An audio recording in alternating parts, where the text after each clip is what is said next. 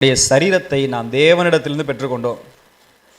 ரட்சிக்கப்பட்டவங்க விசேஷத்தமாய் அந்த சரீரத்தை முற்றிலும் முழுதுமாய் தேவனுக்கு ஒப்பு கொடுக்க வேண்டும் என்கின்ற ஒரு நிபந்தனையின் கட்டளைக்குள் நம்ம ஒப்பு கொடுக்கப்பட்டிருக்கிறோம்.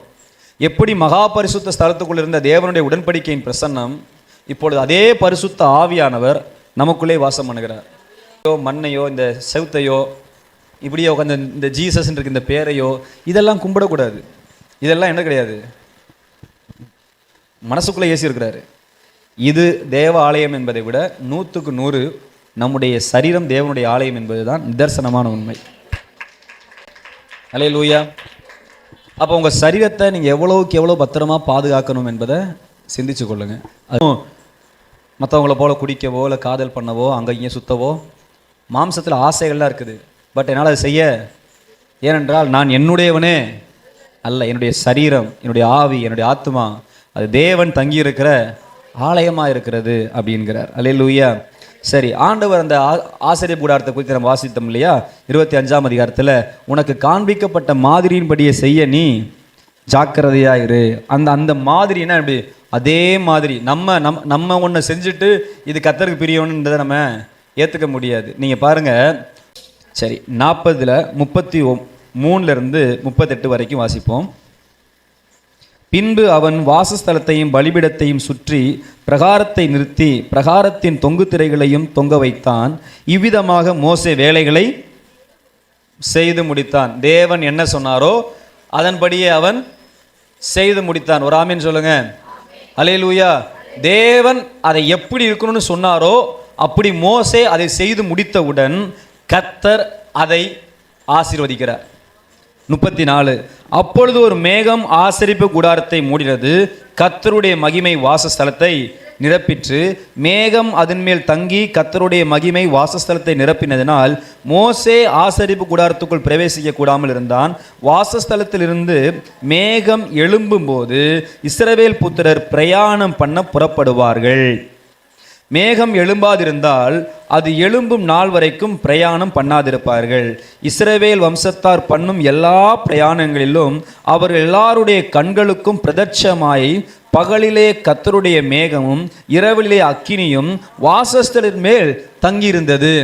ஏன் இந்த ஆசரிப்பு கூடாரத்தை கர்த்தர் செய்ய சொன்னார் அப்படின்னா, தன் ஜனத்துக்குள்ள அவருக்கு ஒரு வீடு வேணும்.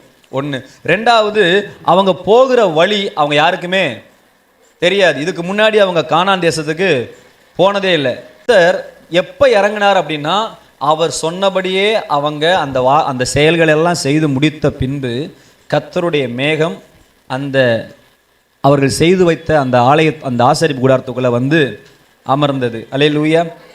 பார்த்தீங்கன்னா 33ல் இவ்விதமாய் மோசே வேலையை செய்து முடித்தான். கடைசி வார்த்தை இவ்விதமாய் கர்த்தருடைய வேலையை செய்து 34 கடைசி வாசனை எப்படி போட்டிருக்குது?